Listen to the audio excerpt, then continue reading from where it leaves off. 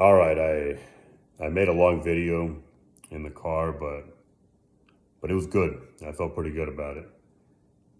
I feel like I'm getting a little better at this game. Um, Not that maybe it's because I've backed away from it a little bit. I don't do this. I definitely don't do this every day like I used to. Um, for I was cutting down to 1 minute clips, and even then, I might do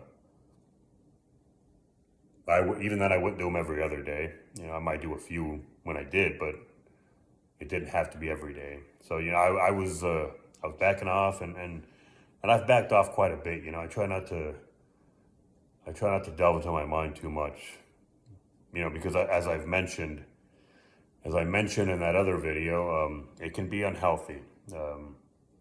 No matter how well intentioned you may be, it can become an unhealthy thing. But right now, what I'm trying to do is I'm trying to. I mentioned, I believe I mentioned that I went back and maybe I did. Sorry, I meant to. I went back and I started to rewatch it. Right, I recorded something and it was long. It was about 15 minutes, I believe. Um, I went back and started to rewatch it. I watched maybe a third of it, and it was good. I generally, I think I back away from watching my own stuff for a few different reasons. But if I go back and I watch it and I want to keep watching, it's a that's a pretty that's a pretty hopeful sign. That's a good sign. I would hope that other people might feel that way, but I think part of the reason I don't go back and watch my stuff is I like to think that it's because I don't have time, or because I've already recorded it and I'm just kind of being redundant. But I think maybe I'm afraid that what I've said is going to come out as nonsense, and I'm going to be discouraged. I think that's a part of it. I mean, we all question our own confidence a little bit sometimes. It's part of being human. It's a weakness that a man who has it would benefit from accepting. It doesn't make you less of a man, in my opinion, in my book. Some people have different definitions of what it means to be a man. Nowadays, a lot of those definitions are pretty fucked up. But I digress. I define it my own way, and I don't think, and I think a lot of men, a lot of people would agree that, and this applies to everybody, not just to men, that admitting your weaknesses and being okay with them to a point doesn't make you less of a man. Um, I don't want to drift off topic, but I mean, I said being okay with your weaknesses. Maybe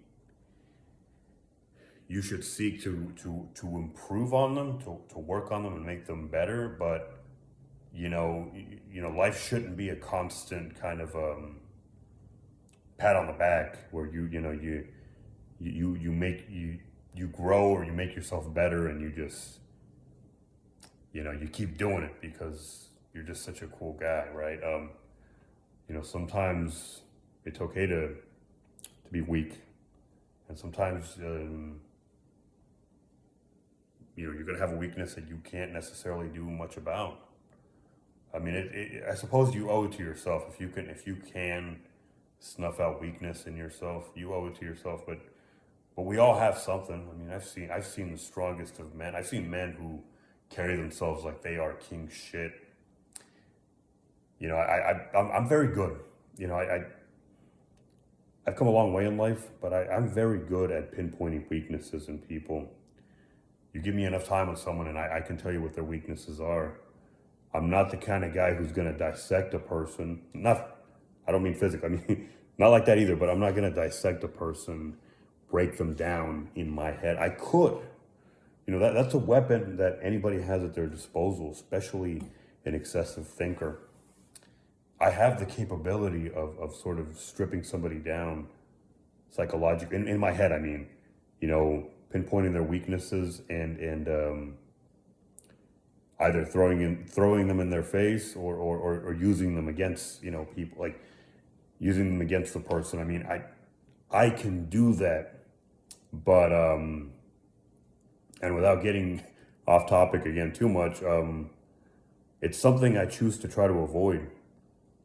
You know, and on the topic of weakness, I consider it a weakness that I can't always do it. I can't always resist the temptation to, you know, sometimes people, I don't want to say I snap, you know, but sometimes when you can tell that you're being pushed, or that you're being, somebody is taking advantage of a weakness that they perceive in you. It may be an actual weakness, it may be a weakness they think you have. You know, you can only let somebody get away with trying to exploit that so many times. After a certain point, you got to be insulted. I mean, it would not be normal if you weren't, you know, so, and you're going to be insulted. I mean, to think that somebody's going to try to step on you like you're some kind of a cockroach, you know, and maybe it's not working and they keep trying, you know, maybe it turns out you're not a cockroach. Maybe you're an elephant disguised as a cockroach and they're trying to step on you, right? What's going to happen if somebody keeps trying this? Let me find my way back on topic here. About weakness, right? I mentioned a weakness that I have. It's part of who I am, you know. Sometimes you try to work on it and it just doesn't want to let you. It resists. It's okay, you know. You keep trying. You know, maybe someday you'll have to recognize that this is a battle you can't win. I mean, if you want to look in the mirror and call yourself a man, you have to keep trying, but you may have to give up one day. I mean, okay, that's negative. Sorry. I think you know what I mean if you're listening this far. You know, there may be battles that you're either not equipped to win right now, or you're just, you know, unfortunately, there are qualities, every one of us. I mentioned, I have met men who walk around like they are untouchable. And there we go, now I'm back on topic. And I have spotted weaknesses in them very quickly. But I mean, they keep showing them to me, so it's not exactly like I have to spot them, you know, right away. I mean, somebody keeps showing you their ass, like, you've seen it. I mean, you know, it's not like you can be blind to it, right? You know, we've all got something. We've all got something we can't, you know, it might be that you can't resist the need to put people down. That's a weakness. Like I said, for me, it might be that sometimes, you know, when I've gotten tired of somebody with low self-esteem trying to bring me down and not being successful, you know, I know that I could just keep letting them try. But a part of me that's a little bit immature and just doesn't want to kind of resist that constantly, or like grit or grunt my way through it. There's going to be a part of me that might just say, you know what, fuck this guy. I'm going to just step on him. You know, I'm going to, I know what his weakness is. I know probably what a collection of his weaknesses are. I'm going to have to, you know, I'm going to have to pull them out and take advantage of them just to get rid of this problem, right? That's weak. That's weak of me, okay? Like I said, I mentioned the guy who can't resist putting people down. That's weak. If you need that, that tells you something about your state of mind, about your level of self-esteem. If you need external reinforcement, if you constantly need to see other people around you down here so that you're not going anywhere. You know, you're not feeling too great. You know, you're here at this level, right? And you got to bring everybody else down to here so that you can feel like you're on top of the world. You're not magically on top of the world. You are right where you've always been. And those people that you're bringing down or trying to bring down, they're not down here either. You're being delusional. You're creating this fantasy and you're trying to constantly reinforce it. Let me wrap it up here. Go back to the original topic, right? This video is not going to be a condensed video. I can see that now. Right, so I rambled, you know, in the other video, and I was talking about I forget what I was referring to when I mentioned a weakness of mine, but I rambled.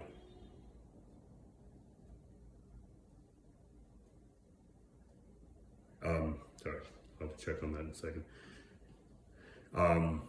I rambled, but it wasn't necessarily fruitless. You know, I made a point, and I think I had I want to say fruitful stuff to say throughout the entirety of that video. I had good points to make. You know, maybe some redundancy, but that's part of life. And sometimes it's good to be a little redundant. It's not necessarily bad. You know, you shouldn't expect perfection out of anything. But I meant to condense that video, right? And I'm going to try to do that now. In what I'm about to say, it'll be condensed, but obviously this video is going to be long as well. I was referring to, in the last clip, I was talking about how you pay a price for everything you hold on to. And I'll try to keep this under a minute or two. I may not succeed. Like I said, in here I'm getting to, I'm kind of reminding myself of what I said, what I was referring to in terms of my weakness, or one of my weaknesses, right? But this isn't a weakness, you know. Explaining things thoroughly can be perceived as a weakness, you know, not getting to the point, but it's not necessarily a bad thing. What did I say? Sorry.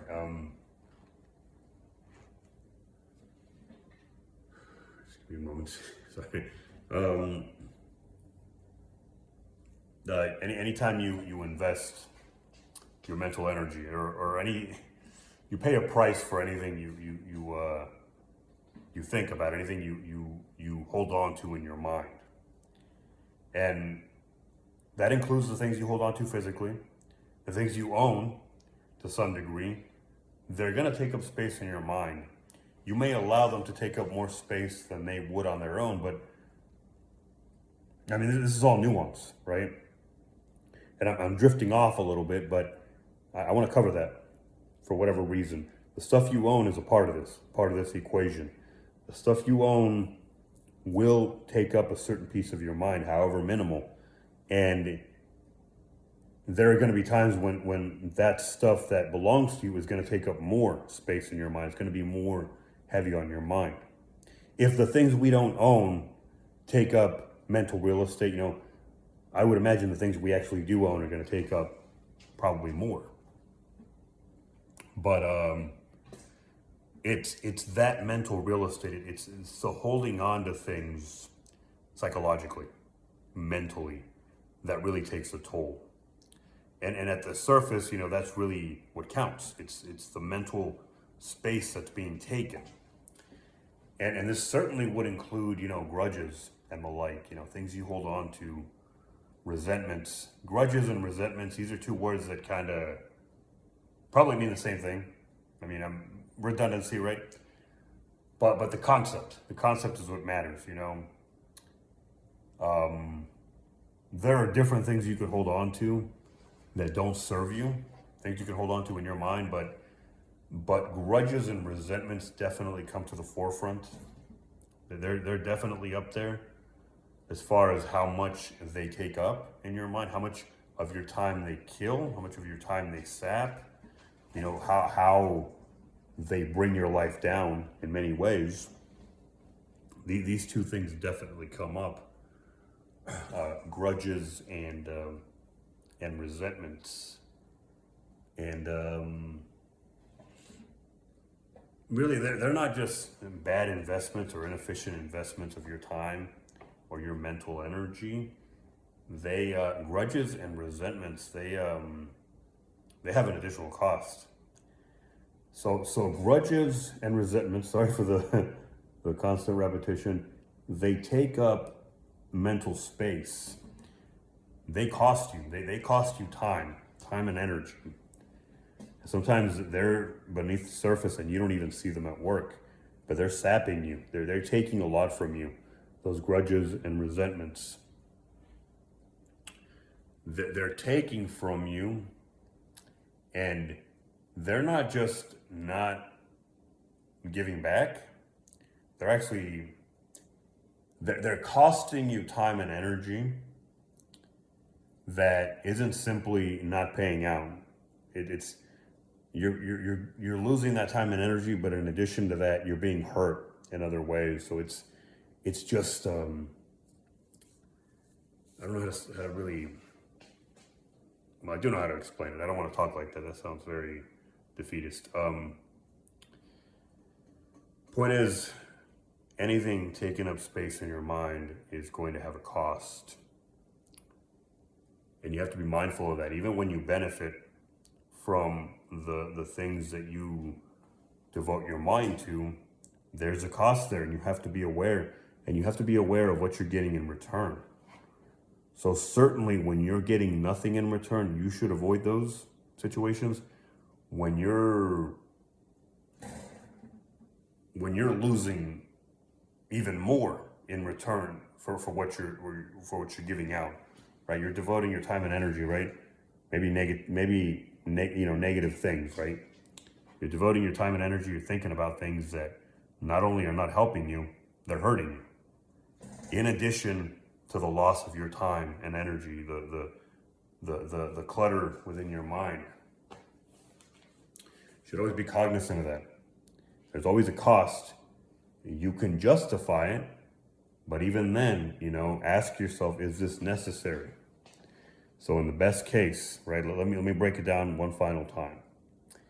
You in the worst case, you give of your time and energy, your mental space, you give it away, you lose it. You're not going to get that time back. That use of your mind is never coming back. You are giving of it,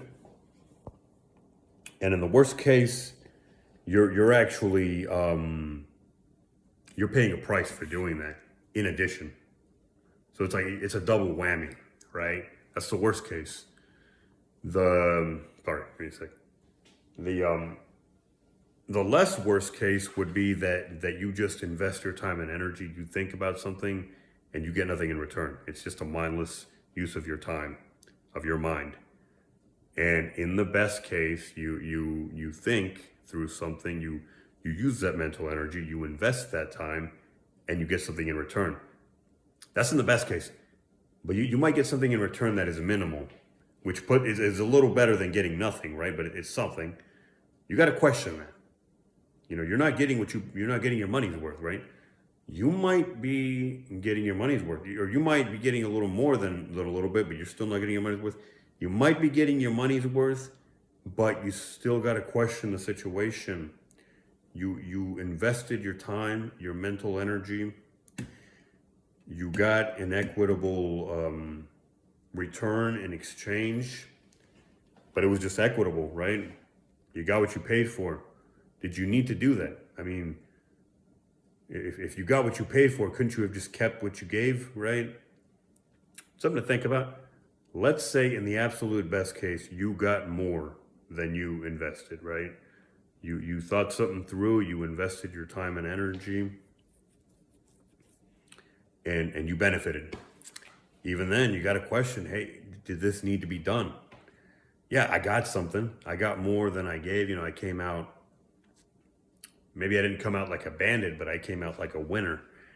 I think if you go through life and you go through enough situations where maybe you've learned to kind of stem the flow of your resources, to kind of not give your mental energy to things that don't need it.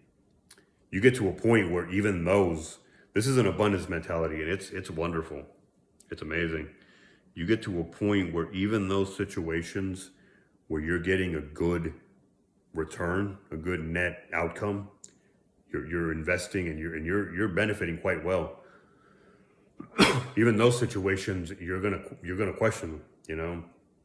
Of course, you have to be in a good place mentally to be able to do this, and it's amazing. It's like it would be the equivalent in the real world would be like maybe having your pick of the litter in terms of, say, relationships or jobs. I mean, just being in a situation where sometimes in life we are in need, and we'll take any job that will be on the table. We'll take any relationship that will be on the table. We'll take any friendship. We'll take anything, right? When you're in that scarcity mentality and you have a void that you want to fill, you'll take whatever's available, right? Sadly.